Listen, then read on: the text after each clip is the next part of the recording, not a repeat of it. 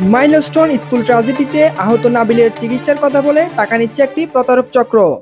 তারেক রহমানের ঘোষিত ৩১ দফার লিফলেট নিয়ে সন্দ্বীপ রহমতপুরে ইঞ্জিনিয়ার বেলায়েত হোসেন। সেই সাথে জানতে পারবেন আগামীকাল সন্দ্বীপ চট্টগ্রাম যাতায়াতের সময়সূচি। আসসালামু আলাইকুম, আপনারা দেখছেন আজকের সন্দ্বীপ, সাথে আছে আমি জাহিদ হাসান। মাইলস্টোন স্কুল ট্র্যাজেডিতে আহত মাইলস্টোন স্কুল অ্যান্ড কলেজের সপ্তম শ্রেণীর ছাত্র সন্দীপের ছেলে নাবিল। তার চিকিৎসার কথা বলে অর্থ সংগ্রহ করছে একটি প্রতারক চক্র, এমন একটি অভিযোগ করছেন নাবিলের বাবা নিজামুদ্দিন। তিনি আরও বলেন, এই প্রতারকদের বিরুদ্ধে আইনি ব্যবস্থা নেবেন এবং সবার কাছে নাবিলের সুস্থতার জন্য দোয়া চেয়েছেন। তারেক রহমানের ঘোষিত ৩১ দফার লিফলেট নিয়ে সন্দ্বীপ রহমতপুরে ইঞ্জিনিয়ার বেলায়েত হোসেন।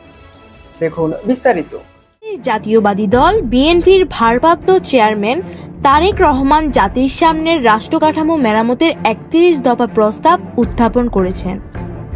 এই প্রস্তাবগুলো একটি ন্যায়ভিত্তিক, গণতান্ত্রিক ও উন্নয়নশীল বাংলাদেশের রূপরেখা উপস্থাপন করে।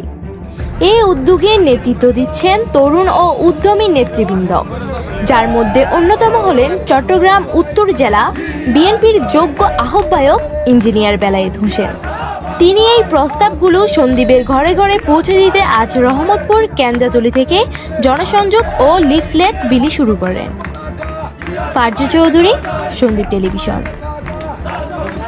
জেনে নিন আগামীকাল ২৪শে জুলাই বৃহস্পতিবার সন্দ্বীপ চট্টগ্রাম যাতায়াতের সময়সূচি। আগামীকাল পেরিকপোতাক্ষে সময়সূচি। প্রথম ট্রিপ চট্টগ্রামের বাঁশবাড়িয়া থেকে সকাল ৯টায় ছেড়ে যাবে এবং দ্বিতীয় ট্রিপ সন্দ্বীপ গুপ্তছড়া থেকে বিকাল ৩টায় ছাড়া হবে। আর শিব এমবি মালঞ্চ সকাল ৮টায় গুপ্তছড়া ঘাট থেকে ছাড়া হবে এবং সকাল ১০টা ৩০ কুমিরা ঘাট থেকে ছাড়া হবে। আর আগামীকাল আবহাওয়া ভালো থাকার সম্ভাবনা রয়েছে, তাই সকাল থেকে স্পিড বোট চলাচল করবে। ফারজু চৌধুরী, সন্দ্বীপ টেলিভিশন।